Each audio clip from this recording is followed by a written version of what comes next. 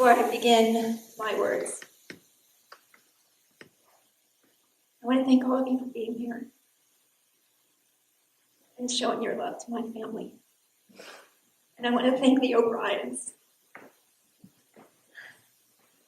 because they so blessed our family by the way they loved my Uncle Bob. I don't know many people who have friends that dear and wonderful. They were so good to him, even to the end. And I want to thank my dad.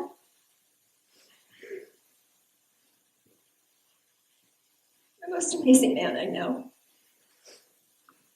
The way he loved his family, the way he loves us, the way he loved his brother. We can learn from that. I wish everyone had that example in their life of true devotion. You know, it takes time and effort to reach out to people and make time for them and go 3-hour drives to go see someone, just to have lunch, just to touch base. That's what my dad would do all the time. I could not be more blessed to be in this family, and I'm so grateful for that. And it's because of my dad that I have all these memories of my uncle, because he always made sure that we were connected. I hope you do that for your loved ones. I hope you do that for your friends. When someone crosses your mind or you think of them, send them a text, call them, make a lunch date. Those moments are so precious. And like Anthony said, I wish I had more of them now. But I'm so grateful for the ones I did have. And I want to thank my wonderful brother for this beautiful, beautiful service. I don't even know how to follow all this up, right? How can I possibly top what anyone else has said? But he put so much of his heart and love and passion and dedication into this service. The way he sang, the beauty of his soul shining. So I want to thank you for that, because that was a gift. Just like my dad was a gift, and my mom, my aunt, and my nieces, my sister-in-law, and my husband and my sons. We're a small family. We have amazing love. Amen. And that's the greatest gift we can give one another. Amen. So, you know, a true artist sees the world differently. We see beauty and details that others don't. It's like we see everything in color, and the rest of us just see it in black and white. My Uncle Bob was a true artist, an intellectual, as they've said. His mind was as brilliant as his talent. And he was never a trained artist. So that is a gift from God. It's supernatural, right? And what you can't tell from these pictures is his carvings are tiny. How he did that, we're always like in awe of him. How he could carve that out of wood or metal or whatever medium it was. They're tiny little figures with the smallest little details. You know, he just saw the teeniest, tiniest, minute little details in life and celebrated them. And like Michelangelo, when he was carving things, he just got rid of whatever didn't belong. Right? I admired how much he knew about animals and nature and history and science. He was a true Renaissance man.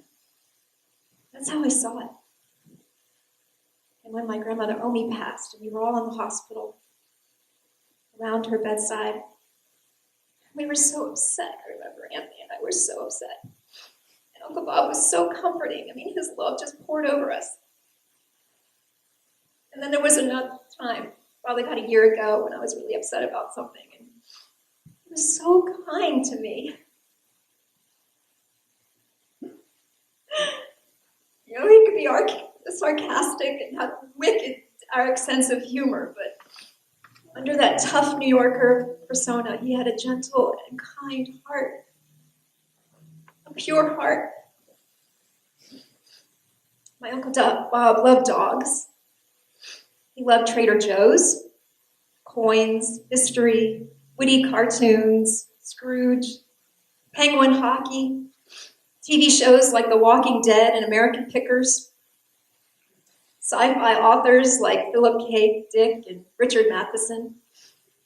He loved good food and good conversation, and his favorite delis and bakeries and Conleys, and I think it was shepherd's pie he loved to eat. This old-timey toy and hobby shop that he used to love to go to. He was crazy about Halloween and loved to dress up and goof on all the trick-or-treaters. That was one of the highlights of his year. And as you saw, he made beautiful window decorations, all the different seasons. And his affection for animals was unparalleled. He deeply loved animals, and they loved him right back. I think that speaks volumes about his character, because animals sense goodness.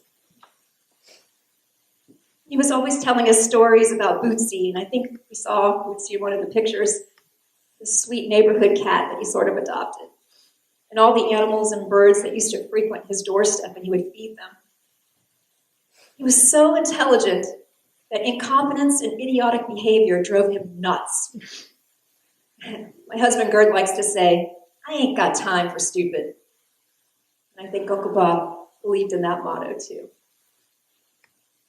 Gerd, Parker, Hunter, and I especially enjoyed his humor. Thanks to my amazing dad, we all will be able to treasure all of those fond memories that we have of him, meeting up with him in New York, walking around the Met and the other museums like they spoke about, and listening to his jokes. When he got sick, Uncle Bob sent me a Far Side cartoon of a dog biting this huge heel of looked like a dinosaur, but it was actually Godzilla. And the caption read, "Toby versus Godzilla." And he said to me, "I'm Toby." I kept that as my screensaver on my phone for a long time. In solidarity, uniting in his fight. I so admired the love he had for his friends and animals and the way he fought the past 3+ years. You see, he didn't want sympathy. He never wanted us to say, "I'm sorry." He wanted us to be hopeful and upbeat. And I think we can learn from that as well. Because he faced the biggest battle in his life with courage and dignity and strength and not pitying himself. And he fought the good fight by rarely letting us see his suffering and his pain. Close to the end, he sent us a text that every day he had and would have was a miracle. And when I passed that on to all of my church friends who had been praying for him, they were so touched by his words. They commented on what a beautiful soul and spirit he had. When I told him that, he said he hoped he inspired them. I assured him that he had.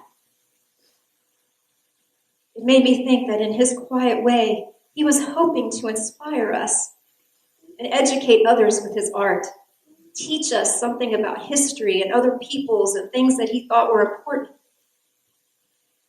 That he was trying to tell us something and share his commentary with the world. I'm so incredibly grateful that we have his statues and paintings and Easter eggs and Christmas ornaments, because he left a little piece of his love and his soul with all of us.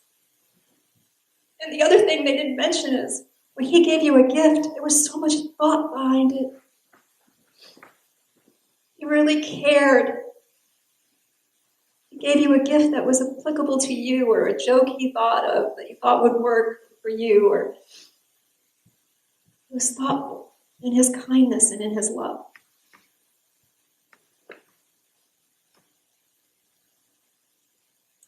And I'm so very grateful that he opened up his eyes just long enough to see my mom, my dad, and Anthony through that window in the ICU. Because I think one of the last things he saw was how much they cared and loved him. Would give anything to have been there. I heard the following lyrics on a TV show that would make Uncle Bob roll his eyes. But I thought they were beautiful. Because even though all of us are filled with sadness, it comforts me that he isn't suffering anymore. And I picture how overjoyed he is to be welcomed in the arms of God and reunited with Omi and Woody and Charlie, the dogs that he loves so much. So, Uncle Bob, like the words in this song, go in peace, go in kindness, go in love, go in faith. Leave the day behind us. Day is done. Go in grace. Let us go into the dark, not afraid, not alone. Let us hope by some good pleasure, safely to arrive at home. Thank you, Uncle Bob, for being so kind to me and Anthony and our families. Thank you for all the laughter and the education and the wisdom. Thank you for letting us get close to you. Thank you for all the beautiful art you gave the world. You know, Pablo Picasso said, your purpose in life is to find your gift, and your mission in life is to give it away. So you served your mission well, Uncle Bob, and put up a heck of a fight that inspired and amazed us all.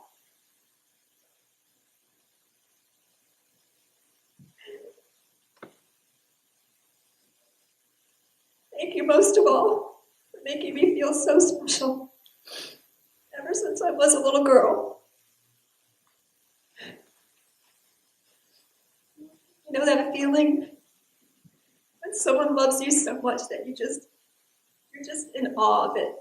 And they just surround you with it when they're with you. They can't love on you enough. Their eyes just sparkle and light up. That's what my Uncle Bob did with me.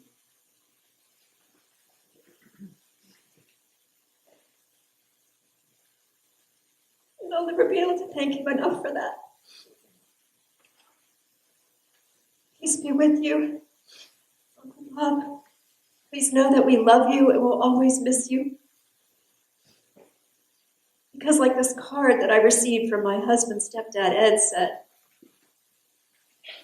life is a journey of sweetness and sorrow, of yesterday's memories and hopes for tomorrow, of pathways we choose and detours we face, with patience and humor, courage and grace, of joys that we've shared and of people we've met who've touched our lives in ways we'll never forget. Amen. God bless you, Uncle Bob. We send you off with our love and our gratitude, and you will forever be in our hearts.